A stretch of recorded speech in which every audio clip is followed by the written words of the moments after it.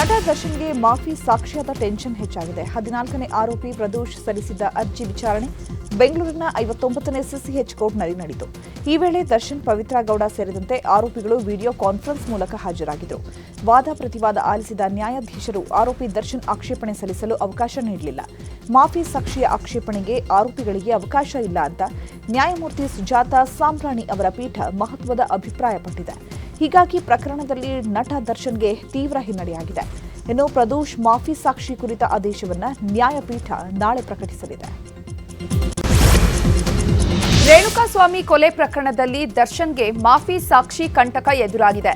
ತಮ್ಮನ್ನ ಮಾಫಿ ಸಾಕ್ಷಿ ಮಾಡುವಂತೆ 14ನೇ ಆರೋಪಿ ಪ್ರದೋಷ್ ಸಲ್ಲಿಸಿರುವಂತಹ 11 ಪುಟಗಳ ಅರ್ಜಿಯ ಎಕ್ಸ್ಕ್ಲೂಸಿವ್ ಮಾಹಿತಿ ನ್ಯೂಸ್ 18ಗೆ ಲಭ್ಯವಾಗಿದೆ.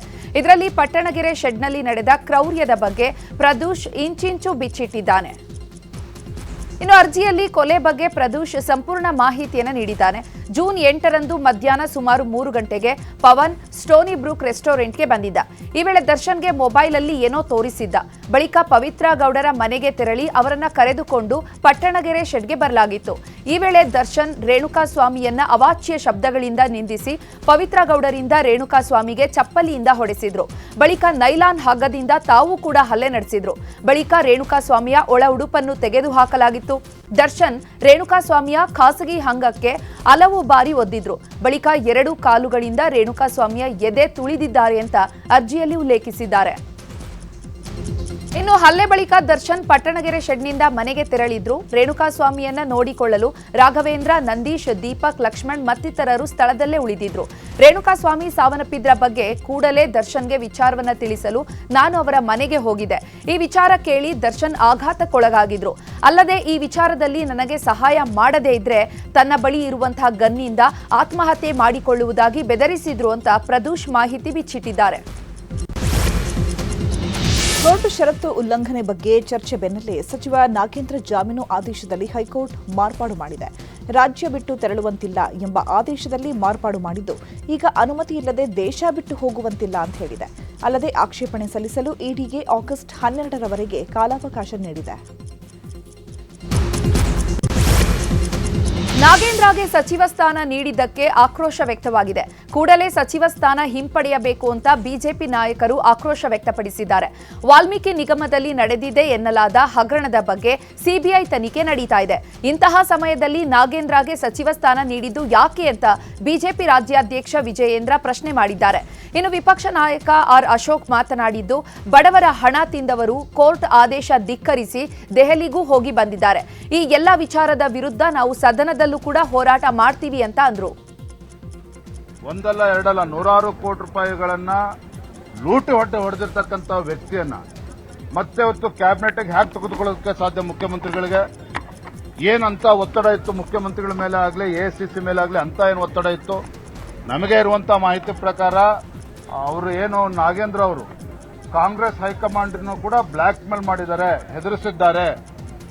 ಈ ತರ ಕಳಂಕಿತ ಸಿಬಿಐ ಕೇಸು ಮತ್ತು ಕೋರ್ಟ್ ಆದೇಶವನ್ನು ಉಲ್ಲಂಘನೆ ಮಾಡಿ ಡೆಲ್ಲಿ ಬೇರೆ ಬೇರೆ ಕಡೆ ಓಡಾಡಿರುವಂತಹ ದಾಖಲೆಗಳು ಕೂಡ ಒಂದೊಂದೇ ಹೊರಗಡೆ ಬರ್ತಾ ಇದೆ. ಈ ಮಂತ್ರಿಮಂಡಲ ರಚನೆಯಲ್ಲಿ ಆರೋಪಿಗಳನ್ನು, ಕಳಂಕಿತರನ್ನ ಸಚಿವ ಸಂಪುಟಕ್ಕೆ ಸೇರಿಸಿಕೊಳ್ಳೋದ್ರ ಮುಖಾಂತರ ರಾಜ್ಯದ ಸಚಿವ ಸಂಪುಟದ ಘನತೆಗೆ ಬಹಳ ದೊಡ್ಡ ಪ್ರಮಾಣದ ಅಗೌರವವನ್ನು ತೋರಿಸುವಂಥ ಕೆಲಸವನ್ನು ಕಾಂಗ್ರೆಸ್. ಮಾಜಿ ಸಚಿವ ಎಚ್.ಸಿ. ಮಹದೇವಪ್ಪ ನಿವಾಸದಲ್ಲಿ ಮಹತ್ವದ ಸಭೆ ನಡೆಸಲಾಗ್ತಾ ಇದೆ. ಬೆಂಗಳೂರಿನ ನಿವಾಸದಲ್ಲಿ ನಡೀತಾ ಇರೋ ಸಭೆಯಲ್ಲಿ ಸಮುದಾಯದ ಶ್ರೀಗಳಾದ ಜ್ಞಾನಪ್ರಕಾಶ ಸ್ವಾಮೀಜಿ, ಸಚಿವ ಸತೀಶ್ ಜಾರಕಿಹೊಳಿ ಉಪಸ್ಥಿತರಿದ್ದರು. ಮುಂದಿನ ರಾಜಕೀಯ ಕಾರ್ಯತಂತ್ರದ ಬಗ್ಗೆ ರೂಪುರೇಷೆ ಸಿದ್ಧಪಡಿಸುತ್ತಿದ್ದಾರೆ ಎನ್ನಲಾಗ್ತಿದೆ. ಸಚಿವ ಸ್ಥಾನ ಕೈತಪ್ಪಿದ್ದಕ್ಕೆ ಸಿಟ್ಟಾಗಿದ್ದ ಕೊಪ್ಪಳ ಶಾಸಕ ರಾಘವೇಂದ್ರ ಹಿಟ್ನಾಳ್ ಕೊನೆಗೂ ಮೌನ ಮುರಿದಿದ್ದಾರೆ. 1 ವಾರಗಳ ಬಳಿಕ ಕೊಪ್ಪಳದಲ್ಲಿ ಮಾಧ್ಯಮಗಳ ಜೊತೆ ಮಾತನಾಡಿರುವಂತಹ ಶಾಸಕ, ಸಿಎಂ, ಮಾಜಿ ಸಿಎಂ ಸೇರಿದಂತೆ ಯಾರ ಮೇಲೂ ಕೂಡ ನನಗೆ ಮುನಿಸಿಲ್ಲ, ರಾಜೀನಾಮೆ ಕೊಡುವಂತಹ ಪ್ರಶ್ನೆಯೇ ಇಲ್ಲ ಅಂತ ಹೇಳಿದ್ರು. ಇನ್ನು ಸಚಿವ ಸ್ಥಾನ ಸಿಗದೇ ಇದ್ರೂ ಕೂಡ ಕೊಪ್ಪಳ ಶಾಸಕ ರಾಘವೇಂದ್ರ ಹಿಟ್ನಾಳ್ ಸಚಿವರಂತೆ ಬಿಲ್ಡಪ್ ಕೊಟ್ಟಿದ್ದಾರೆ. ಸಚಿವರಿಗೆ ನೀಡುವಂತಹ ಮಾದರಿಯಲ್ಲಿ ಪೊಲೀಸರು ಶಾಸಕ ಹಿಟ್ನಾಳ್ಗೆ ಬೆಂಗಾವಲು ಪಡೆ ನೀಡಿದ್ದಾರೆ. ಕೊಪ್ಪಳ ಮತ್ತು ಭಾಗ್ಯ ನಗರದಲ್ಲಿ ವಿವಿಧ ಕಾರ್ಯಕ್ರಮಗಳಲ್ಲಿ ಭಾಗಿಯಾಗಿದ್ದಾಗ ಎಸ್ಕಾರ್ಟ್ ವ್ಯವಸ್ಥೆ ಮಾಡಲಾಗಿತ್ತು. ಶಾಸಕ ಹಂಪನಗೌಡ ಬಾದರ್ಲಿಗೆ ಸಚಿವ ಸ್ಥಾನ ಸಿಗದಿದ್ದಕ್ಕೆ ಬೆಂಬಲಿಗರು ಅಸಮಾಧಾನ ವ್ಯಕ್ತಪಡಿಸಿದ್ದಾರೆ. ರಾಯಚೂರು ಜಿಲ್ಲೆಗೆ ಸಚಿವ ಸ್ಥಾನ ನೀಡದೆ ಹೈಕಮಾಂಡ್ ಅನ್ಯಾಯ ಮಾಡಿದೆ ಅಂತ ವೀರಶೈವ ಲಿಂಗಾಯತ ಮಹಾಸಭೆಯ ಮುಖಂಡರು ಪ್ರತಿಭಟನಾ ಸಭೆ ನಡೆಸಿದರು. ಈ ವೇಳೆ ಸಭೆಯಲ್ಲಿ ಬಿಜೆಪಿ, ಜೆಡಿಎಸ್, ಕಾಂಗ್ರೆಸ್ ಮುಖಂಡರು ಪಾಲ್ಗೊಂಡಿದ್ದರು. ಇದೇ ವೇಳೆ ಸಿಂಧನೂರು ಶಾಸಕ ಹಂಪನಗೌಡ ಬಾದರ್ಲಿಗೆ ಸಚಿವ ಸ್ಥಾನಕ್ಕೆ ಒತ್ತಾಯಿಸಿ ಪ್ರತಿಭಟನಾ ಮೆರವಣಿಗೆ ನಡೆಸಿದರು. ಸಚಿವ ಸ್ಥಾನ ಸಿಗದಿದ್ದಕ್ಕೆ ಸಿಎಂ ಎದುರೇ ಶಾಸಕ ನಾರಾಯಣಸ್ವಾಮಿ ಮುನಿಸು ಪ್ರದರ್ಶನ ಮಾಡಿದ್ದಾರೆ. ಕೋಲಾರ ಜಿಲ್ಲೆ ಮಾಲೂರಿನಲ್ಲಿ ನಡೆದ ಸಾಧನೆ ಸಂಭ್ರಮ ಸಮಾವೇಶದಲ್ಲಿ ಶಾಸಕ ನಾರಾಯಣಸ್ವಾಮಿ ಸಿಟ್ಟು ಹೊರಹಾಕಿದ್ದಾರೆ. ವೇದಿಕೆ ಮೇಲೆ ಸಿಎಂ ಶಾಸಕರನ್ನ ಕರೆದು ಮಾತನಾಡಿಸಿದ್ರು ಪಕ್ಕಾ ಕೂರದೆ ಜೆಡಿಎಸ್ ಶಾಸಕರ ಪಕ್ಕದಲ್ಲಿ ಕುಳಿತಿದ್ದಾರೆ. ಉದ್ಘಾಟನೆ ವೇಳೆಯೂ ಕೂಡ ವೇದಿಕೆಯಲ್ಲಿ ಅಂತರ ಕಾಯ್ದುಕೊಂಡಿದ್ದು ಕಂಡುಬಂತು. ಇನ್ನು ಶಾಸಕರನ್ನ ಸಮಾಧಾನಪಡಿಸಲು ಮುಂದಾದ ಶಾಸಕ ಕೆವೈ ನಂಜೇಗೌಡ ವಿರುದ್ಧವೂ ಕೂಡ ನಾರಾಯಣಸ್ವಾಮಿ ಸಿಟ್ಟಾದ ಘಟನೆ ನಡೆಯಿತು. ಐತಿಹಾಸಿಕ ಕಾರ್ಯಕ್ರಮಕ್ಕೆ ತಮಗೆಲ್ಲರಿಗೂ ಮತ್ತೊಮ್ಮೆ ಸ್ವಾಗತ ಸುಸ್ವಾಗತ. ನಮ್ಮ ಧ್ವನಿ ನಿಮಗೆ ಕೇಳಿಸ್ತಾ ಇದ್ರೆ ನಿಮ್ಮ ಜೋರಾದ ಚಪ್ಪಾಳೆ ಬೆಂಗಳೂರು ದಾಟಿ ಇಡೀ ಭಾರತಕ್ಕೆ ಕೇಳಿಸುವ ನಿಟ್ಟಿನಲ್ಲಿ ಜೋರಾದ ಕರ್ತವ್ಯವನ್ನು ಮಾಡಿ ಎಲ್ಲ ಗಣ್ಯರನ್ನ ವೇದಿಕೆಗೆ. ಕೋಲಾರ ಜಿಲ್ಲೆ ಮಾಲೂರಿನಲ್ಲಿ ಸಾಧನೆಯ ಸಂಭ್ರಮ ಹೆಸರಲ್ಲಿ ಬೃಹತ್ ಸಮಾವೇಶ ನಡೆಸಲಾಯಿತು. ಕಾರ್ಯಕ್ರಮಕ್ಕೆ ಸಿಎಂ ಡಿಕೆ ಶಿವಕುಮಾರ್ ಚಾಲನೆ ಕೊಟ್ಟರು. ಈ ವೇಳೆ ಮಾಲೂರು ತಾಲೂಕಿನ 3,200 ಕೋಟಿ ವೆಚ್ಚದ ಅಭಿವೃದ್ಧಿ ಕಾಮಗಾರಿಗಳಿಗೆ ಚಾಲನೆ ನೀಡಿದರು. ಕಾರ್ಯಕ್ರಮದಲ್ಲಿ ಸಚಿವರಾದ ಸತೀಶ್ ಜಾರಕಿಹೊಳಿ, ಯುಟಿ ಖಾದರ್, ರಾಮಲಿಂಗಾರೆಡ್ಡಿ, ಕೆಎಚ್ ಮುನಿಯಪ್ಪ, ಈಶ್ವರ್ ಖಂಡ್ರೆ ಭಾಗಿಯಾಗಿದ್ದರು.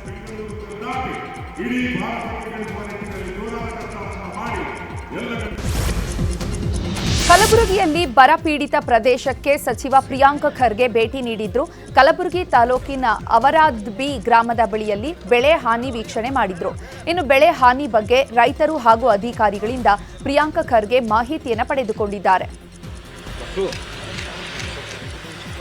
ಇನ್ನು ಚಾಮರಾಜನಗರದಲ್ಲೂ ಕೂಡ ಸಚಿವ ಪುಟ್ಟರಂಗ ಶೆಟ್ಟಿ ಬರ ಪರಿಶೀಲನೆ ನಡೆಸಿದ್ದಾರೆ. ಚಾಮರಾಜನಗರ ತಾಲೂಕಿನ ಯಾನಗಹಳ್ಳಿ ಮತ್ತು ಯರಗನಹಳ್ಳಿ, ಮಾದಲವಾಡಿ ಸೇರಿದಂತೆ ಹಲವು ಗ್ರಾಮಗಳಿಗೆ ಭೇಟಿ ನೀಡಿ ಪರಿಶೀಲನೆ ನಡೆಸಿದ್ರು. ಸೂರ್ಯಕಾಂತಿ, ಜೋಳ ಸೇರಿದಂತೆ ಇನ್ನಿತರ ಹಾಳಾದ ಬೆಳೆಗಳ ವೀಕ್ಷಣೆ ಮಾಡಿದ್ರು. ಇತ್ತ ಬೆಂಗಳೂರು ದಕ್ಷಿಣ ಜಿಲ್ಲೆ ಚನ್ನಪಟ್ಟಣದಲ್ಲಿ ಸಚಿವ ಎಸ್.ಸಿ. ಬಾಲಕೃಷ್ಣ ಬರ ಪರಿಶೀಲನೆ ನಡೆಸಿದ್ರು. ಮಳೆ ಇಲ್ಲದೆ ಒಣಗಿರುವಂತಹ ಅಲಸಂದೆ, ಮೆಕ್ಕೆಜೋಳ ಬೆಳೆ ವೀಕ್ಷಿಸಿದ್ದಾರೆ.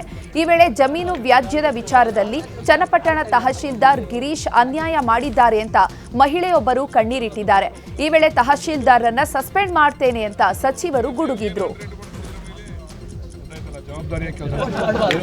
ಇನ್ನು ತುಮಕೂರು ಜಿಲ್ಲೆಯ ಶಿರಾ ತಾಲೂಕಿನಲ್ಲಿ ಡಿಸಿಎಂ ಡಾಕ್ಟರ್ ಜಿ ಪರಮೇಶ್ವರ್ ಬರ ವೀಕ್ಷಣೆ ಮಾಡಿದ್ದಾರೆ. ಈ ವೇಳೆ ಮಳೆ ಇಲ್ಲದೆ ಶೇಂಗಾ ಬೆಳೆ ಸಂಪೂರ್ಣ ಒಣಗಿ ಹಾಳಾಗಿದೆ. ಅಡಿಕೆ, ತೆಂಗು ಬೆಳೆಯೂ ಕೂಡ ಮಳೆಯ ಕೊರತೆ ಉಂಟಾಗಿದೆ. 1200 ಅಡಿ ಕೊಳವೆ ಬಾವಿ ಕೊರೆಸಿದ್ರೂ ಕೂಡ ನೀರು ಸಿಗ್ತಾ ಇಲ್ಲ ಅಂತ ಡಿಸಿಎಂ ಮುಂದೆ ರೈತರು ಅಳಲು ತೋಡಿಕೊಂಡ್ರು. ಇನ್ನು ದಾವಣಗೆರೆ ಜಿಲ್ಲೆಯ ಜನ ಮಳೆ ಕೊರತೆಯಿಂದ ಭೀಕರ ಬರ ಎದುರಿಸುತ್ತಿದ್ದಾರೆ. ಆದರೆ 2ನೇ ಬಾರಿ ಸಚಿವರಾದ ಬಳಿಕ ಸಚಿವ ಎಸ್.ಎಸ್. ಮಲ್ಲಿಕಾರ್ಜುನ್ ಜಿಲ್ಲೆಗೆ ಕಾಲಿಟ್ಟಿಲ್ಲ. ಬರ ಪರಿಶೀಲನೆ ನಡೆಸಿ ವರದಿ ಸಲ್ಲಿಸಲು ಸಿಎಂ ಸೂಚನೆ ನೀಡಿದ್ರೂ ಕೂಡ ತಲೆ ಕೆಡಿಸಿಕೊಂಡಿಲ್ಲ. ಹೀಗಾಗಿ ಸಾಮಾಜಿಕ ಜಾಲತಾಣಗಳಲ್ಲಿ ಸಚಿವ ಎಸ್.ಎಸ್. ಮಲ್ಲಿಕಾರ್ಜುನ್ ವಿರುದ್ಧ ಆಕ್ರೋಶ ವ್ಯಕ್ತವಾಗ್ತಾ ಇದೆ. ರಾಜ್ಯದಲ್ಲಿ ಸಚಿವರಾಗಿ ಪ್ರಮಾಣ ವಚನ ಸ್ವೀಕರಿಸಿದ್ದೇನೋ ಆಗಿದೆ, ಆದರೆ ಖಾತೆ ಹಂಚಿಕೆ ವಿಳಂಬವಾಗ್ತಾ ಇದೆ. ಈ ವಿಚಾರವಾಗಿ ಬಿಜೆಪಿ ನಾಯಕರು ಕಿಡಿಕಾರಿದ್ದಾರೆ. ರಾಜ್ಯದ ಹಲವೆಡೆ ಭೀಕರ ಬರಗಾಲದ ಸ್ಥಿತಿ ಇದೆ. ಈ ಸಮಯದಲ್ಲಿ ಕಂದಾಯ, ಕೃಷಿ ಸಚಿವರು ಯಾರು ಅಂತಾನೆ ಗೊತ್ತಿಲ್ಲ. ಇನ್ನು ಕಂದಾಯ ಸಚಿವರಂತೂ ಕಣ್ಣಿಗೆ ಕಾಣ್ತಾ ಇಲ್ಲ ಅಂತ ಬಿಜೆಪಿ ರಾಜ್ಯಾಧ್ಯಕ್ಷ ಬಿವೈ ವಿಜಯೇಂದ್ರ ವ್ಯಂಗ್ಯವಾಡಿದ್ದಾರೆ. ಇನ್ನು ಪರಿಷತ್ ಸದಸ್ಯ ರವಿಕುಮಾರ್ ಮಾತನಾಡಿ, ರೈತರ ಹೊಲ ಮನೆಗಳಿಗೆ ಹೋಗಬೇಕಿದ್ದ ಸಿಎಂ ಅಸಮಾಧಾನಿತ ಶಾಸಕರ ಮನೆಗೆ ಹೋಗ್ತಾ ಇದ್ದಾರೆ. 19 ಸಚಿವರ ಪೈಕಿ 80% ಮಂದಿ ಪೇಮೆಂಟ್ ಕೋಟಾದಡಿ ಆಯ್ಕೆಯಾಗಿದ್ದಾರೆ. ಕಾಂಗ್ರೆಸ್ ಪಾಲಿಗೆ ಕರ್ನಾಟಕ ಎಟಿಎಂ ಆಗಿದೆ ಅಂತ ಆರೋಪಿಸಿದರು. ಬಿಡದಿ ಟೌನ್ಶಿಪ್ ವಿರೋಧಿಸಿ ನಿಖಿಲ್ ಕುಮಾರಸ್ವಾಮಿ ನೇತೃತ್ವದಲ್ಲಿ 2ನೇ ದಿನದ ಪಾದಯಾತ್ರೆ ನಡೀತಾ ಇದೆ. ಬಿಡದಿ ಸರ್ಕಲ್ನಿಂದ ಆರಂಭವಾದ ಪಾದಯಾತ್ರೆಗೆ ಮಾಜಿ ಪ್ರಧಾನಿ ಎಚ್.ಡಿ. ದೇವೇಗೌಡರು ಸಾಥ್ ನೀಡಿದ್ದಾರೆ. ಬಳಿಕ ಬೆಂಗಳೂರಿನತ್ತ ಹೊರಟಾಗ ಕಣಮಿಣಿಕೆ ಟೋಲ್ ಬಳಿಯಲ್ಲಿ ಪಾದಯಾತ್ರೆಗೆ ಪೊಲೀಸರು ಬ್ಯಾರಿಕೇಡ್ ಹಾಕಿ ತಡೆ ನೀಡಿದ್ರು. ಈ ವೇಳೆ ಭಾರೀ ಜಟಾಪಟಿಯೇ ನಡೆದಿದೆ. ಕೊನೆಗೆ ನೈಸ್ ರೋಡ್ ಜಂಕ್ಷನ್ ತನಕ ಪಾದಯಾತ್ರೆ ಹೋಗಲು ಪೊಲೀಸರು ಅವಕಾಶ ಮಾಡಿಕೊಟ್ರು. ಆದರೆ ಟೋಲ್ನಿಂದ 500 ಮೀಟರ್ ಮುಂದೆ ಮತ್ತೆ ಬ್ಯಾರಿಕೇಡ್ ಅಳವಡಿಸಿ ಅಲ್ಲೇ ತಡೆದಿದ್ದಾರೆ.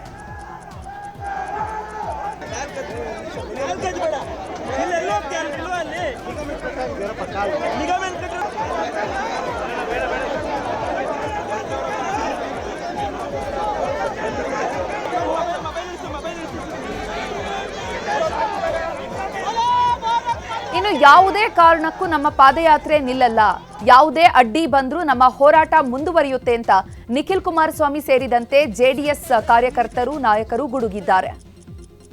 ಸರ್ಕಾರದ ಲೋಪಗಳು ಸರ್ಕಾರಕ್ಕೆ ಗೊತ್ತಿದೆ. ಸರ್ಕಾರ 100ಕ್ಕೆ 100ರಷ್ಟು ಭಯ ಬಿದ್ದಿರ್ತಕ್ಕಂಥದ್ದು ಅಕ್ಷರಶಃ ಸತ್ಯ. ಸ್ಥಳೀಯ ಶಾಸಕರು ಹಾಗೆ ಸಚಿವರಾಗಿರುವಂಥ ಮಾಗಡಿ ಬಾಲಕೃಷ್ಣ ಹೇಳ್ತಾರೆ, ಇದು ಪಾದಯಾತ್ರೆ ಅಲ್ಲ ಪ್ರಾಯಶ್ಚಿತ್ತ ಯಾತ್ರೆ ಅಂತ ಹೇಳ್ತಾರೆ, ಟೀಕೆ ಮಾಡ್ತಾರೆ. ಇದು ಪ್ರಾಯಶ್ಚಿತ್ತ ಯಾತ್ರೆನೋ ಅಥವಾ ಕಾಂಗ್ರೆಸ್ನ 2028ರ ಮುಂದೆ ಅಡಿಪಾಯ ಆಗ್ತಾ ಇರ್ತಕ್ಕಂಥ ಪಶ್ಚಾತ್ತಾಪ ಯಾತ್ರೆನೋ ಅದು ಜನ ತೀರ್ಮಾನ ಮಾಡ್ತಾರೆ. ಬನ್ನಿ. ಈಗ ಬೆಂಗಳೂರಿಗೆ ಈ ಒಂದು ಪಾದಯಾತ್ರೆ ಎಂಟ್ರಿ ಆಗೋದಕ್ಕೆ ಬಿಡಬಾರ್ದು ಅನ್ನೋ ನಿಟ್ಟಿನಲ್ಲಿ ಪೊಲೀಸರು ಒಂದಿಷ್ಟು ವ್ಯವಸ್ಥೆಗಳನ್ನ ಮಾಡ್ಕೊಂಡಿದ್ದಾರೆ. ಆ ಬಗ್ಗೆ ಏನು ಹೇಳ್ತೀರಿ? ಹತ್ತಿಕ್ಕುವಂಥ ಒಂದು ಕೆಲಸನ ಇದು ಪಾದಯಾತ್ರೆಯನ್ನು? ರೈತರು ಅತ್ಯಂತ ಶಾಂತಿಯುತವಾದಂಥ ವರ್ಗ. ಅವ್ರನ್ನ ನೀವು ಎಷ್ಟೇ ಕೆಣಕಿದ್ರು ಅತ್ಯಂತ ಶಾಂತಿಯುತವಾಗಿ ಯಾವುದೇ ಅಹಿತರ ಘಟನೆಗೆ ಅವಕಾಶ ಕೊಡಬಾರ್ದು ಅಂತಕ್ಕಂಥ ಹಿನ್ನೆಲೆಯಲ್ಲಿ ನಮ್ಮನ್ನು ಯಾರು ಇಲ್ಲಿ ಬಂದು ಇಲ್ಲಿವರೆಗೂ ವಿಚಾರಿಸ್ತಕ್ಕಂಥ ಪ್ರಯತ್ನ ಮಾಡಿಲ್ಲ. ನಾವಾದರೂ ಸಹಿ ಹೋಗಿ ಫ್ರೀಡಮ್ ಪಾರ್ಕಲ್ಲಿ ನಮಗಿರ್ತಕ್ಕಂಥ ಒಂದು ಅವಕಾಶ ಏನಿದೆ ಪ್ರಜಾಪ್ರಭುತ್ವದ ಅಡಿಯಲ್ಲಿ, ಆ ಅವಕಾಶವನ್ನು ನಾವು ಬಳಸಿಕೊಂಡು ಸರ್ಕಾರಕ್ಕೆ ಒಂದು ಪ್ರಶ್ನೆಯನ್ನು ಕೇಳಿ ಟೌನ್ಶಿಪ್ ವಿರೋಧಿಸಿ ಜೆಡಿಎಸ್ ಮಾಡ್ತಾ ಇರೋ ಪಾದಯಾತ್ರೆಗೆ ಕೌಂಟರ್ ನೀಡಲು ಸರ್ಕಾರ ರೆಡಿಯಾಗಿದೆ. ಸದನದಲ್ಲಿ ವಿಪಕ್ಷಗಳ ಟೀಕೆಗೆ ಉತ್ತರಿಸಲು ಈಗಾಗಲೇ 30 ಶಾಸಕರ ಟೀಮ್ ಸಿದ್ಧಪಡಿಸಲಾಗ್ತಾ ಇದೆ. ಜೆಡಿಎಸ್ ಬಿಜೆಪಿ ಕಾಲದ ಎಲ್ಲ ದಾಖಲೆಗಳು ರೆಡಿಯಾಗಿದ್ದು, ಟೌನ್ಶಿಪ್ ದೋಸ್ತಿಗಳ ಯೋಜನೆ ಅಂತ ದಾಖಲೆ ಸಹಿತ ಉತ್ತರಿಸಲು ಸಿದ್ಧತೆ ನಡೆದಿದೆ. ಆಗಸ್ಟ್ 13ರಂದು ಶಾಸಕರ ಜೊತೆ ಸಿಎಂ ಪ್ರತ್ಯೇಕ ಚರ್ಚೆ ನಡೆಸಲಿದ್ದಾರೆ. ಬಿಡದಿ ಪಾದಯಾತ್ರೆ ವಿಚಾರವಾಗಿ ಮಾತನಾಡಿರೋ ಕಾಂಗ್ರೆಸ್ ಸಚಿವರುಗಳು ಜೆಡಿಎಸ್ ನಾಯಕರ ವಿರುದ್ಧ ಕಿಡಿಕಾರಿದ್ದಾರೆ. ಚನ್ನಪಟ್ಟಣದಲ್ಲಿ ಮಾತನಾಡಿದ ಸಚಿವ ಎಚ್.ಸಿ. ಬಾಲಕೃಷ್ಣ, ಇದು ಪಾದಯಾತ್ರೆ ಅಲ್ಲ, ಪ್ರಾಯಶ್ಚಿತ ಯಾತ್ರೆ ಅಂತ ಕುಟುಕಿದ್ರು. ಎಚ್ಡಿಕೆಗೆ ಕನಸನ್ನ ನಾವು ನನಸು ಮಾಡ್ತಾ ಇದ್ದೇವೆ ಅಂತ ಸಚಿವ ಎಂಬಿ ಪಾಟೀಲ್ ವ್ಯಂಗ್ಯವಾಡಿದರು. ಪಾದಯಾತ್ರೆ ಅಂತ ಯಾಕಂತ ಮತ್ತೆ ಅದು ಪ್ರಾಯಶ್ಚಿತ ಯಾತ್ರೆ ಒಂದು. ಎರಡನೇದು ಅದು ಪಟ್ಟಾಭಿಷೇಕ ಯಾತ್ರೆ. ಅದು ನಿಖಿಲ್ ಕುಮಾರಸ್ವಾಮಿ ಅವ್ರನ್ನ ಪಟ್ಟಾಭಿಷೇಕ ಮಾಡಕ್ಕೆ ನಿನ್ನೆ ಅಲ್ಲಿ ಬೈರ್ಮಂಗಲದಲ್ಲಿ ಅವ್ರು ಚಾಲನೆ ಕೊಟ್ಟವ್ರೆ. ಇವತ್ತು ಅವ್ರ ತಾತ ದೇವೇಗೌಡರು ಇವತ್ತು ಇಲ್ಲಿ ಚಾಲನೆ ಕೊಟ್ಟವ್ರೆ. ಇದು ಪಟ್ಟಾಭಿಷೇಕ ಯಾತ್ರೆ ವಿನ ಪಾದಯಾತ್ರೆ ಅಲ್ಲ. ಮುಖ್ಯಮಂತ್ರಿ ಆಗಿದ್ದಂಥವ್ರು ಇವತ್ತು ಕೇಂದ್ರ ಮಂತ್ರಿ ಆಗಿದ್ದವ್ರೆ. ಇದು ಯಕಶ್ಚಿತ ಅವ್ರಿಗೆ, ಇದು ನಮ್ಗೆ ದೊಡ್ಡದು. ಅವ್ನು ಮಂತ್ರಿ ಮಾಡ್ಲಿಕ್ಕೆ ಆಗ್ಲಿಲ್ಲ ಕಾರಣಾಂತರದಿಂದ. BDA ಚೇರ್ಮನ್ ಅವರ ಮಾಡಿ ಅಂದ್ರೆ ದುಡ್ಡು ಹೊಡಿಯಕ ಅಂದ್ರು. ಇಂಥವ್ರಿಂದ ಏನ್ ನಿರೀಕ್ಷೆ ಮಾಡ್ಬೋದ್ರಿ ಕಾರ್ಯಕರ್ತರು? ಅದು ಪ್ರಾರಂಭ ಆಗಿದ್ದು 2006ರಲ್ಲಿ ಸನ್ಮಾನ್ಯ ಮುಖ್ಯಮಂತ್ರಿಗಳಾಗಿದ್ದಂತ ಶ್ರೀ ಎಚ್.ಡಿ. ಕುಮಾರಸ್ವಾಮಿ ಅವರಿಂದ ಇದು ಪ್ರಾರಂಭ ಆಯಿತು. ಮುಂದೆ ಅವರು DLF ಅಂತಂದ್ರು, ಏನೇನೋ ಮಾಡಿದ್ರು, ದುಡ್ಡು ತಗೊಂಡ್ರು, ಕೊಟ್ರು. ಆವಾಗ ಎಲ್ಲಿ ರೈತರ ಕಾಳಜಿ ಹೋಗಿತ್ತು ಅವ್ರಿಗೆ? ಇದು ಎಚ್.ಡಿ. ಕುಮಾರಸ್ವಾಮಿ ಅವರ ಕನಸಿನ ಕೂಸು. ನಮ್ಮವ್ರ ಕಡೆ ಮುಂದುವರ್ಸ್ಕೊಂಡು ಬಂದಿರುವಂತದ್ದು ಅಷ್ಟೇ. 20 ವರ್ಷ ಯಾಕೆ ಸುಮ್ಮನೆ ಕೂತ್ರಿ ನೀವು? ಆ 20 ವರ್ಷನಾಗ ನಿಮ್ಗೆ ಅದನ್ನ ಕೈ ಬಿಟ್ಟಿದೀವಿ ಅಂತ ಕ್ಯಾಬಿನೆಟ್ ತಂದು ಆದೇಶ ಮಾಡಕ್ ಆಗ್ತಿರ್ಲಿಲ್ವ ನಮ್ಗೆ? ಇದು ರಾಜಕೀಯ ಪ್ರಯತ್ನ. ಏನ್ ಲಾಭ? ರಾಜಕೀಯಕ್ಕೋತ ರೈತರನ್ನ ಇದು ಮಾಡ್ದಂಗೆ ಎತ್ತಿ ಕೊಟ್ಟುವಂಥದ್ದು, ಆ ಭಾಗದಾಗ ಇದನ್ನ ಮಾಡ್ಬೇಕಾಗಿತ್ತು. ಅವ್ರ ಒಂದು ಕೆಲಸ ಇದು. ಮೇಕೆದಾಟು ಸೇರಿದಂತೆ ವಿವಿಧ ನೀರಾವರಿ ಯೋಜನೆಗಳ ಜಾರಿಗೆ ಆಗ್ರಹಿಸಿ ಅತ್ತಿಬೆಲೆ ಗಡಿಯಲ್ಲಿ ವಾಟಾಳ್ ನಾಗರಾಜ್ ನೇತೃತ್ವದಲ್ಲಿ ಹೆದ್ದಾರಿ ತಡೆದು ಪ್ರತಿಭಟನೆ ನಡೆಸಲಾಯಿತು. ಕಳಸಾ ಬಂಡೂರಿ, ಮಹಾದಾಯಿ ಮತ್ತು ಮೇಕೆದಾಟು ಯೋಜನೆ ಜಾರಿ ಮಾಡಬೇಕು. ರಾಜಕೀಯ ದುರುದ್ದೇಶದಿಂದ ಮೇಕೆದಾಟು ಯೋಜನೆಗೆ ತಮಿಳುನಾಡು ಸರ್ಕಾರ ವಿರೋಧ ಮಾಡ್ತಾ ಇದೆ. ಸಿಎಂ ಜೋಸೆಫ್ ವಿಜಯ್ ಮೇಕೆದಾಟು ವಿಚಾರದಲ್ಲಿ ರಾಜಕೀಯ ಮಾಡಬಾರದು ಅಂತ ಆಗ್ರಹಿಸಿದ್ರು. ಇನ್ನು ಆಗಸ್ಟ್ 13ಕ್ಕೆ ಕರ್ನಾಟಕ ಬಂದ್ ಮಾಡೇ ಮಾಡ್ತೀವಿ ಅಂತ ವಾಟಾಳ್ ಹೇಳಿದ್ದಾರೆ. ಕಾವೇರಿ ಇದು ವರ್ಷಕ್ಕೊಂದ್ಸಾರಿ ಬರ್ತಕ್ಕಂಥ ವಿಚಾರ. ಆದರೆ ರಾಜ್ಯದ ಪ್ರತಿ ಸಭೆ ನಿಮ್ಗೆ ಹೇಳ್ತಾ ಇದ್ದೀನಿ, ಮೇಕೆದಾಟು ಬೇಡವಾ? ಮೇಕೆದಾಟು ಯಾರ್ದು? ಯಾಕಾಗ್ಲಿಲ್ಲ? ಮದ್ರಾಸ್ನಲ್ಲಿ ಏನ್ ನಡೀತಾ ಇದೆ? ವಿಪರೀತ ಗಲಾಟೆ ನಡೀತಾ ಇದೆ. ಅದ್ರಲ್ಲಿ ಬೇರೆ ಮಾತೇ ಇಲ್ಲ, ಬಂದ್ ಮಾಡೇ ಮಾಡ್ತೀವಿ. ಕರ್ನಾಟಕ ತಮಿಳುನಾಡಿಗೆ ಕಾವೇರಿ ನೀರು ಬಿಡುಗಡೆ ವಿಚಾರವಾಗಿ ಆಗಸ್ಟ್ 13ಕ್ಕೆ ಕರ್ನಾಟಕ ಬಂದ್ಗೆ ಕರೆ ಹಿನ್ನೆಲೆ ವಿವಿಧ ಸಂಘಟನೆಗಳಿಂದ ದುಂಡು ಮೇಜಿನ ಸಭೆ ನಡೆಸಲಾಯಿತು. ಮಂಡ್ಯದ ಪತ್ರಕರ್ತರ ಸಂಘದ ಸಭಾಂಗಣದಲ್ಲಿ ನಡೆದ ಸಭೆಯಲ್ಲಿ ವಿವಿಧ ಸಂಘಟನೆಗಳು ಭಾಗಿಯಾಗಿ ಸಂಪೂರ್ಣ ಬಂದ್ಗೆ ಒತ್ತಾಯಿಸಿದರು. ರಸಗೊಬ್ಬರದ ಬೆಲೆ ಏರಿಕೆಯನ್ನ ಖಂಡಿಸಿ ಮಂಡ್ಯ ಜಿಲ್ಲೆಯ ಅನ್ನದಾತರು ರಸ್ತೆಗಿಳಿದು ಪ್ರತಿಭಟನೆ ನಡೆಸಿದ್ದಾರೆ. ಮಂಡ್ಯದ ಸಂಜಯ್ ವೃತ್ತದಲ್ಲಿ ಹಳೆ ಬೆಂಗಳೂರು ಮೈಸೂರು ಹೆದ್ದಾರಿಯನ್ನ ತಡೆದು ಆಕ್ರೋಶ ಹೊರಹಾಕಿದ್ರು. ರೈತ ಸಂಘದ ನೇತೃತ್ವದಲ್ಲಿ ಪ್ರತಿಭಟನೆ ನಡೆಯಿತು. ರಸ್ತೆ ತಡೆ ನಡೆಸ್ತಾ ಇದ್ರೂ ಕೂಡ ಬಸ್ ಚಾಲನೆ ಮಾಡಲು ಮುಂದಾಗಿದ್ದಕ್ಕೆ ಕೆಎಸ್ಆರ್ಟಿಸಿ ಚಾಲಕನಿಗೆ ರೈತರು ತರಾಟೆಗೆ ತೆಗೆದುಕೊಂಡ್ರು. ಕಬಿನಿ ಜಲಾಶಯದಿಂದ ಅಪಾರ ಪ್ರಮಾಣದ ನೀರು ಬಿಡುಗಡೆ ಹಿನ್ನೆಲೆ ಕಪಿಲಾ ನದಿ ತುಂಬಿ ಹರಿತಾ ಇದೆ. ಹೀಗಾಗಿ ಮೈದುಂಬಿ ಹರಿತಾ ಇರುವ ಕಪಿಲಾ ನದಿಗೆ ಮೈಸೂರು ಜಿಲ್ಲೆ ನಂಜನಗೂಡಿನಲ್ಲಿ ಕರ್ನಾಟಕ ರಾಜ್ಯ ರೈತ ಸಂಘ ಮತ್ತು ಹಸಿರು ಸೇನೆ ರೈತರು ಬಾಗಿನ ಅರ್ಪಿಸಿದರು. ಮಲೆನಾಡಿನ ಹಲವೆಡೆ ಮತ್ತೆ ಗಾಳಿ ಮಳೆ ಅಬ್ಬರ ಜೋರಾಗಿದೆ. ಭಾರೀ ಮಳೆಯಿಂದಾಗಿ ಚಿಕ್ಕಮಗಳೂರು ಜಿಲ್ಲೆ ಕೊಪ್ಪ ತಾಲೂಕಿನ ಅಂಬಳಿಕೆ ಗ್ರಾಮದಲ್ಲಿ ಇದ್ದಕ್ಕಿದ್ದಂತೆ ಧರೆ ಕುಸಿದಿದೆ. ಭಾರೀ ಪ್ರಮಾಣದಲ್ಲಿ ಗುಡ್ಡ ಕುಸಿದಿರೋದ್ರಿಂದ ಪವನ್ ಎನ್ನುವರ ಮನೆ ಮುಂದೆ ಅಪಾರ ಪ್ರಮಾಣದ ಮಣ್ಣು ಬಂದು ಸೇರಿದೆ. ಅಲ್ಲದೆ ಮನೆ ಒಳಗೂ ಕೂಡ ಅಪಾರ ಪ್ರಮಾಣದ ಕೆಸರು ಮಿಶ್ರಿತ ನೀರು ನುಗ್ಗಿದೆ. ಇನ್ನು ಬೆಂಗಳೂರಿನಲ್ಲಿ ಮಧ್ಯಾಹ್ನದ ಬಳಿಕ ಧಾರಾಕಾರವಾಗಿ ಮಳೆ ಸುರಿದಿದೆ. Mysuru bank circle, K R circle, Vidhana Soudha, Majestic, Shivajinagar, corporation ಸುತ್ತಮುತ್ತ ಮಳೆ ಸುರಿದಿದ್ದು ಮಳೆಯಿಂದಾಗಿ ವಾಹನ ಸವಾರರು ಪರದಾಡಿದ್ರು. ದೇಶದಾದ್ಯಂತ ಕ್ವಿಟ್ ಇಂಡಿಯಾ ಚಳವಳಿ ನೆನಪಿನಲ್ಲಿ ಪ್ರತಿಭಟನೆ ನಡೆಸಲಾಗ್ತಾ ಇದೆ. ರಾಜ್ಯದಲ್ಲೂ ಪ್ರತಿಭಟನೆ ಕಾವು ಜೋರಾಗಿತ್ತು. ಮೈಸೂರಿನ ಮೆಟ್ರೋಪೋಲ್ ಸರ್ಕಲ್ನಲ್ಲಿ ಸಂಯುಕ್ತ ಹೋರಾಟ ಕರ್ನಾಟಕ ವತಿಯಿಂದ ಪ್ರತಿಭಟನೆ ನಡೆಸಲಾಯಿತು. ಕಾರ್ಪೊರೇಟರ್ಗಳೇ ದೇಶ ಬಿಟ್ಟು ತೊಲಗಿ ಅಂತ ಆಕ್ರೋಶ ಹೊರಹಾಕಿದ್ರು. ಬಳಿಕ ಪೊಲೀಸರು ಪ್ರತಿಭಟನಾ ನಿರತರನ್ನ ವಶಕ್ಕೆ ಪಡೆದರು. ದಾವಣಗೆರೆಯಲ್ಲಿ ಕ್ವಿಟ್ ಇಂಡಿಯಾ ಚಳವಳಿ ನೆನಪಿನ ಹೆಸರಿನಲ್ಲಿ ಜೈಲ್ ಭರೋ ಚಳವಳಿ ನಡೆಸಿದ್ರು. ಎಸ್ಕೆಎಂ, ಜೆಸಿಟಿಯು ಸಂಘಟನೆಗಳಿಂದ ಕೆಎಸ್ಆರ್ಟಿಸಿ ಬಸ್ ನಿಲ್ದಾಣದಿಂದ ಎಸಿ ಕಚೇರಿವರೆಗೆ ಬೃಹತ್ ಪಾದಯಾತ್ರೆ ನಡೆಸಿದ್ರು. ಕಾವು ಹೆಚ್ಚಾಗ್ತಾ ಇದ್ದಂತೆ ಪ್ರತಿಭಟನಾಕಾರರನ್ನ ಪೊಲೀಸರು ವಶಕ್ಕೆ ಪಡೆದರು. ಇನ್ನು ಮಂಗಳೂರಿನ ಕ್ಲಾಕ್ ಟವರ್ ಬಳಿ ಕೇಂದ್ರ ಕಾರ್ಮಿಕ ಸಂಘಟನೆಗಳ ಜಂಟಿ ವೇದಿಕೆಯಿಂದ ಜೈಲ್ ಭರೋ ಚಳವಳಿ ನಡೆಸಲಾಯಿತು. ಬೆಲೆ ಏರಿಕೆ 4 ಪದ್ಧತಿ ರದ್ದತಿಗಾಗಿ ಪ್ರತಿಭಟನೆ ನಡೆಯಿತು. ಪ್ರತಿಭಟನಾಕಾರರನ್ನು ಪೊಲೀಸರು ವಶಕ್ಕೆ ಪಡೆದರು. ಇತ್ತ ಶಿವಮೊಗ್ಗದಲ್ಲೂ ಸಂಯುಕ್ತ ಕಿಸಾನ್ ಮೋರ್ಚಾ ಕೇಂದ್ರ ಕಾರ್ಮಿಕ ಸಂಘಟನೆಗಳ ಜಂಟಿ ಸಮಿತಿಯಿಂದ ಪ್ರತಿಭಟನೆ ನಡೆಸಲಾಯಿತು.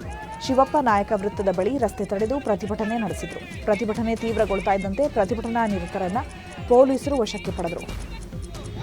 ಚಾಮರಾಜನಗರದಲ್ಲಿ ರೈತ ಸಂಘದಿಂದ ಜೈಲ್ ಭರೋ ಚಳುವಳಿ ನಡೆಯಿತು. ವಿದೇಶಿ ಕಾರ್ಪೊರೇಟ್ ಕಂಪನಿಗಳಿಗೆ ಭಾರತ ಬಿಟ್ಟು ತೊಲಗಿ ಎಂಬ ಘೋಷಣೆ ಅಡಿ ಚಳುವಳಿ ನಡೆಸಿದ ರೈತ ಸಂಘದ ಕಾರ್ಯಕರ್ತರು ನಗರದ ಭುವನೇಶ್ವರಿ ವೃತ್ತದಲ್ಲಿ ರಸ್ತೆ ತಡೆ ನಡೆಸಿ ಪ್ರತಿಭಟಿಸಿದರು. ಟ್ರಕ್ಕಿಂಗ್ಗೆ ಅಂತ ಶಿವಗಂಗೆ ಬೆಟ್ಟಕ್ಕೆ ತೆರಳಿ ನಾಪತ್ತೆಯಾಗಿರುವಂತಹ ಟೆಕ್ಕಿ ಅದ್ವೈತ್ ಉಪಾಧ್ಯಾಯ 3 ದಿನವಾದರೂ ಕೂಡ ಪತ್ತೆಯಾಗಿಲ್ಲ. ಶಿವಗಂಗೆ ಬೆಟ್ಟದಲ್ಲಿ ಎನ್ಡಿಆರ್ಎಫ್ ಮತ್ತು ಎಸ್ಡಿಆರ್ಎಫ್ ತಂಡದ 50 ಮಂದಿ 4 ಡ್ರೋನ್ಗಳನ್ನು ಬಳಸಿ ಹುಡುಕಾಟ ನಡೆಸುತ್ತಿದ್ದಾರೆ. ದಾಬಾಸ್ಪೇಟೆ ಪೊಲೀಸರು ಕೂಡ ಶೋಧ ಕಾರ್ಯಕ್ಕೆ ಸಾಥ್ ನೀಡಿದ್ದಾರೆ. ಮಾದಕ ವಸ್ತುಗಳ ವಿರುದ್ಧ ಬೆಂಗಳೂರು ಪೊಲೀಸರ ಕಾರ್ಯಾಚರಣೆ ಚುರುಕುಗೊಂಡಿದೆ. ಮಿಷನ್ RISE ಮತ್ತು ಬೇಡ ಬ್ರೋ ಅಭಿಯಾನದಡಿಯಲ್ಲಿ ಕಾರ್ಯಾಚರಣೆ ನಡೆಸಲಾಗ್ತಾ ಇದ್ದು ಒಟ್ಟು 55.8 ಕೋಟಿ ಬೆಲೆಯ ಒಟ್ಟು 200 ಕೆಜಿಗೂ ಅಧಿಕ ಮಾದಕ ವಸ್ತುಗಳನ್ನು ಜಪ್ತಿ ಮಾಡಿದ್ದಾರೆ. ಕೆಲಸ ಕೊಟ್ಟ ಧಣಿ ಮನೆಗೆ ಕನ್ನ ಹಾಕಿರುವಂತಹ ಘಟನೆ ಬೆಂಗಳೂರು ಹೊರವಲಯದ ಹೊಸಕೋಟೆಯ ಖಾಸಗಿ ವಿಲ್ಲಾದಲ್ಲಿ ನಡೆದಿದೆ. ನೇಪಾಳದಿಂದ ಕೆಲಸ ಹುಡುಕಿ ಬಂದಿದ್ದ ದಂಪತಿಗೆ ವಿಲ್ಲಾದಲ್ಲಿ ಮನೆ ಮಾಲೀಕ ಕೆಲಸ ಕೊಟ್ಟಿದ್ದ. ಮನೆಯವರು ಊರಿಗೆ ಹೋಗಿದ್ದಾಗ ಮನೆಯಲ್ಲಿದ್ದ ಚಿನ್ನಾಭರಣ, ನಗದು ಕದ್ದು ಜೋಡಿ ಪರಾರಿಯಾಗಿತ್ತು. ಈ ಸಂಬಂಧ ಹೊಸಕೋಟೆ ಠಾಣೆಯಲ್ಲಿ ಪ್ರಕರಣ ದಾಖಲಾಗಿದೆ. ಬೀದರ್ ನಗರದ ಹೋಟೆಲ್ನಲ್ಲಿ ಕಳ್ಳರು ಕರಾಮತ್ತು ತೋರಿಸಿದ್ದಾರೆ. ಮೋಹನ್ ಮಾರ್ಕೆಟ್ನಲ್ಲಿರುವ ಕಸ್ತೂರಿ ಹೋಟೆಲ್ಗೆ ನುಗ್ಗಿರೋ ಖದೀಮರು ಕೌಂಟರ್ನಲ್ಲಿಟ್ಟಿದ್ದಂತಹ 8 ರಿಂದ 10 ಸಾವಿರ ಹಣ ಕದ್ದು ಎಸ್ಕೇಪ್ ಆಗಿದ್ದಾರೆ.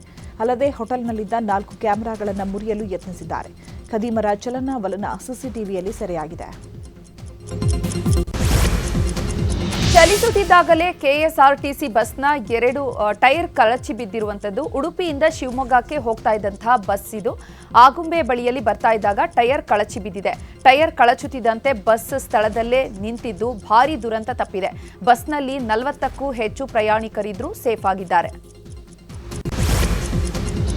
ಚಿಕ್ಕಬಳ್ಳಾಪುರ ಹೊರವಲಯದ ಚದುಲಪುರ ಗೇಟ್ ಬಳಿ ವೀಲಿಂಗ್ ಪುಂಡರ ಹಾವಳಿ ಮಿತಿ ಮೀರಿದೆ. ವೀಲಿಂಗ್ ಮಾಡ್ತಾ ಇರುವ ದೃಶ್ಯ ಸ್ಥಳೀಯರ ಮೊಬೈಲ್ನಲ್ಲಿ ಕ್ಯಾಪ್ಚರ್ ಆಗಿದೆ. ಪದೇ ಪದೇ ವೀಲಿಂಗ್ ಮಾಡ್ತಾ ಇದ್ರೂ ಪೊಲೀಸರು ಕ್ರಮ ಕೈಗೊಳ್ತಾ ಇಲ್ಲ ಅಂತ ಜನ ಆಕ್ರೋಶ ವ್ಯಕ್ತಪಡಿಸಿದ್ದಾರೆ. ಬೆಂಗಳೂರು ಗ್ರಾಮಾಂತರ ಜಿಲ್ಲೆಯ ದೊಡ್ಡಬಳ್ಳಾಪುರ ನಗರದ ಚೌಕದ ಸರ್ಕಲ್ನಲ್ಲಿ ಸೈಕಲ್ ಗೋಡೌನ್ನಲ್ಲಿ ಭಾರೀ ಬೆಂಕಿ ಅವಘಡ ಸಂಭವಿಸಿದೆ. ಸೈಕಲ್ ಗೋಡೌನ್ಗೆ ಆಕಸ್ಮಿಕವಾಗಿ ಬೆಂಕಿ ಹೊತ್ತುಕೊಂಡು ಅಪಾರ ಪ್ರಮಾಣದ ಸೈಕಲ್ಗಳು ಸುಟ್ಟು ಕರಕಲಾಗಿವೆ. ಸ್ವಚ್ಛ ಬೆಂಗಳೂರಿಗೆ ದಿಟ್ಟ ಹೆಜ್ಜೆ ಇಟ್ಟಿರೋ ಜಿಬಿಎ ನಗರದ ಖಾಲಿ ನಿವೇಶನ ಮಾಲೀಕರಿಗೆ ಎಚ್ಚರಿಕೆ ಸಂದೇಶ ರವಾನಿಸಿದೆ. ಆಗಸ್ಟ್ 15ರ ಒಳಗೆ ನಗರದಾದ್ಯಂತ ಇರುವ ಖಾಲಿ ನಿವೇಶನಗಳನ್ನು ಸ್ವಚ್ಛಗೊಳಿಸಲು ಡೆಡ್ಲೈನ್ ನೀಡಿದೆ. ಅಲ್ಲದೆ ಡೆಡ್ಲೈನ್ ಬಳಿಕ ಜಿಬಿಎ ವತಿಯಿಂದಲೇ ಕಸ, ತ್ಯಾಜ್ಯ, ಡೆಬ್ರೀಸ್ ತೆರವು ಕಾರ್ಯ ನಡೆಸಲಿದ್ದು, ಇದಕ್ಕಾಗಿ ವೆಚ್ಚದ ಶುಲ್ಕ ಪಟ್ಟಿ ಪ್ರಕಟಿಸಿದೆ. 20 ರಿಂದ 30 ಅಳತೆಯ ನಿವೇಶನಕ್ಕೆ ಸ್ವಚ್ಛತಾ ವೆಚ್ಚ 6,700 ರಿಂದ 7,700, 20-30 ಅಳತೆಯ ನಿವೇಶನಕ್ಕೆ 19,200, 30-40 ನಿವೇಶನಕ್ಕೆ 13,400 ರಿಂದ 14,400 ರೂಪಾಯಿ ಸ್ವಚ್ಛತಾ ವೆಚ್ಚ ವಸೂಲಿ ಮಾಡುವುದಾಗಿ ಹೇಳಿದೆ. ಜಾರ್ಖಂಡ್ನಲ್ಲಿ ಜೆಪಿಎಸ್ಸಿ, ಜೆಎಸ್ಎಸ್ಸಿ ಪರೀಕ್ಷಾ ಅಕ್ರಮದ ವಿರುದ್ಧ ವಿದ್ಯಾರ್ಥಿಗಳ ಹೋರಾಟ ತೀವ್ರಗೊಂಡಿದೆ. ಪ್ರಕರಣವನ್ನು ಸಿಬಿಐ ತನಿಖೆಗೆ ನೀಡುವಂತೆ ಒತ್ತಾಯಿಸಿ ವಿದ್ಯಾರ್ಥಿಗಳು ರಾಂಚಿಯಲ್ಲಿ ಭಾರೀ ಪ್ರತಿಭಟನೆ ನಡೆಸುತ್ತಿದ್ದಾರೆ. ಹಳೆ ಅಸೆಂಬ್ಲಿ ಕಟ್ಟಡದಿಂದ ಪ್ರತಿಭಟನಾ ರ್ಯಾಲಿ ನಡೆಸಿದ ಸಾವಿರಾರು ವಿದ್ಯಾರ್ಥಿಗಳು ಹೊಸ ವಿಧಾನಸಭೆ ಕಟ್ಟಡಕ್ಕೆ ಮುತ್ತಿಗೆಗೆ ಯತ್ನ ನಡೆಸಿದ್ದಾರೆ.